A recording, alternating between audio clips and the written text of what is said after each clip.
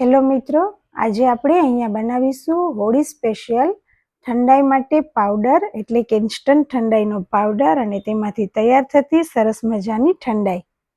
તો તમે પણ જો ઉનાળાની અંદર આવું રિફ્રેશિંગ ડ્રિંક પીવા માંગતા હોય તો મારી આ રેસીપીને એન્ડ સુધી જોજો. રેસીપી સારી લાગે તો આ ઉનાળાની અંદર તમે પણ એક વખત ચોક્કસથી ટ્રાય કરજો અને ખાસ હોળી આવે છે ત્યારે તો ચોક્કસથી. તો મારી રેસીપીને જોવા માટે વિડીયોને એન્ડ સુધી જોતા રહેજો. રેસીપી સારી લાગે તો લાઇક શેર એન્ડ કમેન્ટ કરજો. ચેનલમાં નવા હોય તો સબસ્ક્રાઈબ કરજો. હેલો મિત્રો, હું છું ભાવિશા અને તમે જોઈ રહ્યા છો ભાઉસ કિચન. તો આજે આપણે અહીંયા ઠંડાઈ માટે ઇન્સ્ટન્ટ પાવડર બનાવીશું. તો તેના માટે મેં એક બાઉલ લઈ લીધું છે. બાઉલની અંદર આપણે બદામ એડ કરીશું. સાથે જ મેં અહીંયા કાજુ લીધા છે, તેને એડ કરી દઈશું. થોડા પિસ્તા લીધા છે, તેને એડ કરી દેશું. સાથે જ મેં અહીંયા મગજતરીના બીજ લીધા છે, તેને એડ કરી દેશું. વરિયાળી છે, તેને એડ કરી દેશું. સાથે જ અહીંયા ખસખસ છે, તે 2 ચમચી ખસખસ એડ કરી દેશું. મેં અહીંયા થોડી ગુલાબની સૂકી પાંદડી લીધી છે. જો તમારી પાસે તાજા ગુલાબ હોય તો તેને પણ લઈ શકો છો. સાથે જ આખા મરી લીધા છે. આખી એલચી છે, તેને પણ લઈ લેશું. અને કેસર છે, તેને એડ કરી દીધું. અહીંયા સાકર છે, તેને લઈ લેવાની છે. તમે જો ખાંડનો ઉપયોગ કરતા હોય તો ખાંડને પણ લઈ શકો છો. સાથે જ થોડું જાયફળ છે, તેને ઘસી અને એડ કરી દેશું. તો અહીંયા બધી જ વસ્તુ તમને ભાવતી હોય, તમારા ઘરમાં અવેલેબલ હોય અને જે પ્રમાણે તમારે જોઈતી હોય તે પ્રમાણે લઈ શકો છો. વધારે ઓછા પ્રમાણમાં કરી શકો છો. તો હવે બધી જ વસ્તુને સરસ રીતે આપણે ચમચી વડે મિક્સ કરી દેવાની છે અને એક મિક્સર જારની અંદર આપણે બધી જ વસ્તુનો પાવડર કરી દઈશું.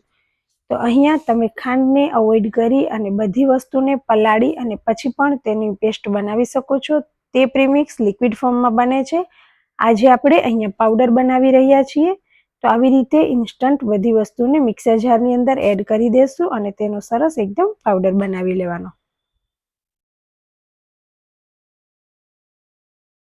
તો અહીંયા આપણો પાવડર તૈયાર થઈ ગયો છે. તો આ પાવડરને આપણે આખા ઉનાળાની સિઝનમાં ઠંડાઈ બનાવવા માટે બનાવી અને સ્ટોર કરી શકીએ છીએ. તો તમે જોઈ શકો છો કે સરસ મજાનો પાવડર અહીંયા તૈયાર થઈ ગયો છે. તો હવે આપણે તેને એક બાઉલની અંદર લઈ લઈશું. તમે આ પાવડરની અંદર અલગ અલગ ફ્લેવર મિક્સ કરી અને અલગ અલગ ફ્લેવરની ઠંડાઈને પણ બનાવી શકો છો. તો અહીંયા મેં એક એરટાઇટ જાર લઈ લીધી છે, તેની અંદર ભરી અને હું આ પાવડરને સ્ટોર કરી રહી છું. તો હવે જ્યારે પણ આપણે ઠંડાઈ બનાવવી હોય ત્યારે આપણે આ તૈયાર કરેલા ઠંડાઈના પાવડરનો ઉપયોગ કરીશું. તો ઉનાળાની અંદર સવારમાં 1 ગ્લાસ ઠંડાઈ પીવાથી આખો દિવસ તમને શરીરમાં ઠંડક રહેશે, સાથે સાથે શરીરમાં તાજગીનો અનુભવ થશે. તો હવે આપણે આમાંથી ઠંડાઈ તૈયાર કરીએ. તો તેના માટે આપણે એક મિક્સર જાર લઈ લઈશું. જો તમારે મિક્સર જારમાં ના કરવું હોય તો તમે બ્લેન્ડરનો ઉપયોગ પણ કરી શકો છો.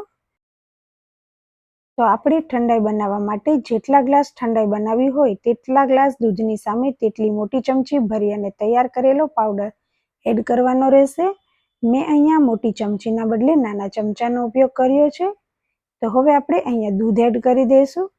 તો દૂધ પણ આપણે એકદમ ઠંડુ લેવાનું છે. તમે ફૂલ ફેટ દૂધ પણ લઈ શકો છો અથવા તો ગરમ કરેલું દૂધ હોય તેને ઠંડુ કરી અને લઈ સાથે બરફ પણ એડ કરી શકો છો. તો હવે આપણે થોડી વાર માટે તેને બ્લેન્ડ કરી લઈએ. તો અહીંયા આપણી સરસ મજાની ઠંડી ઠંડી ઠંડાઈ તૈયાર થઈ ગઈ છે. તો અહીંયા આપણે તૈયાર કરેલા ઇન્સ્ટન્ટ ઠંડાઈના પાવડરમાંથી તમે અલગ અલગ ફ્લેવરની અલગ અલગ ઠંડાઈ બનાવી શકો છો.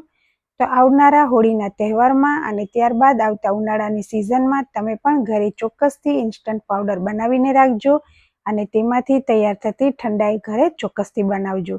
તો તમને મારી આ ઠંડાઈની રેસીપી કેવી લાગી મને કોમેન્ટ કરીને જણાવજો. રેસીપી સારી લાગી હોય તો લાઇક શેર એન્ડ કમેન્ટ કરજો. ચેનલમાં નવા હોય તો સબસ્ક્રાઈબ કરજો. મળીએ નવી રેસીપી સાથે.